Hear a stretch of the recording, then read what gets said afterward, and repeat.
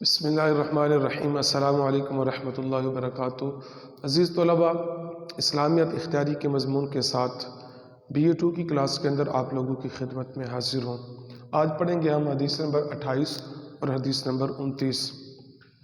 حدیث نمبر 28 کا ٹاپک ہے بہترین جہاد اور حدیث نمبر 29 کا ٹاپک ہے اطاعت صرف جائز کاموں میں کی جائے گی۔ آئیے حدیث مبارکہ کا متن، ترجمہ اور پھر اس کے بعد ان کی مختصراً تشریح دیکھ لیتے ہیں۔ ان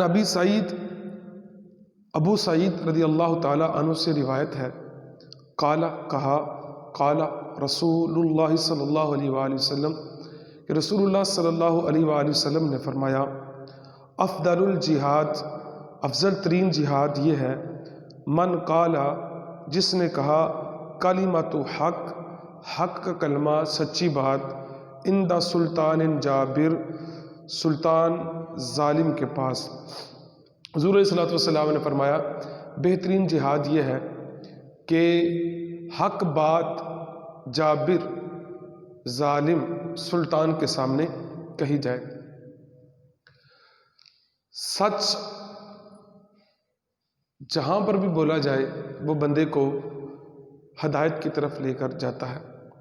حضور علیہ السلام کا فرمان ہے، الصدق ینجی والکذب یہلک، کہ سچائی نجات دیتی ہے اور جھوٹ ہلاک کر دیتا ہے۔ اور سب سے بہترین سچ وہ ہے جو آپ کسی جابر، سلطان کے سامنے بولتے ہیں۔ یہ سب سے بہترین جہاد حضور علیہ السلام نے اس کو ارشاد فرمایا۔ اس کے بعد دوسری حدیث مبارکہ ہے،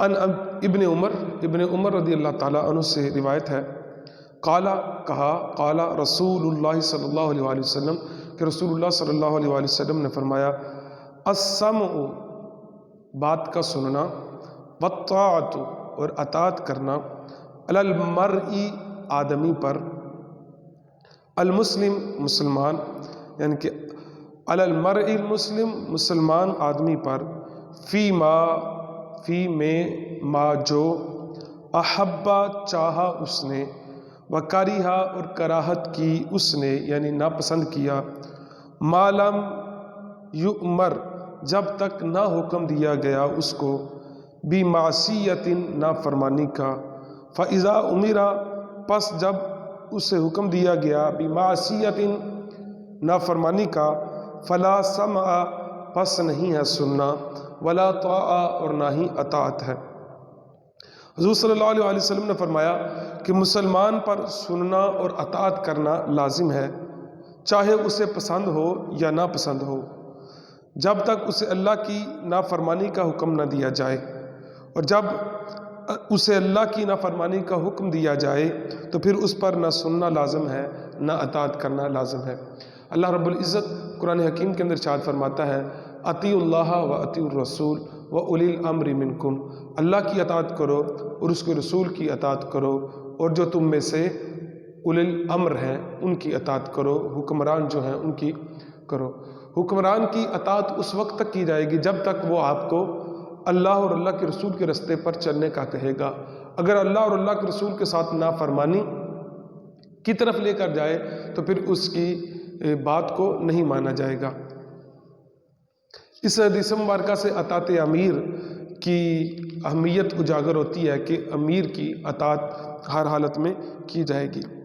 ایک اور جگہ پر حضور صلی اللہ علیہ وسلم نے فرمایا، لا طاعت فی معصیت انما الطاعت فی المعروف، معصیت میں کوئی فرما برداری نہیں، اطاعت صرف معروف ہے۔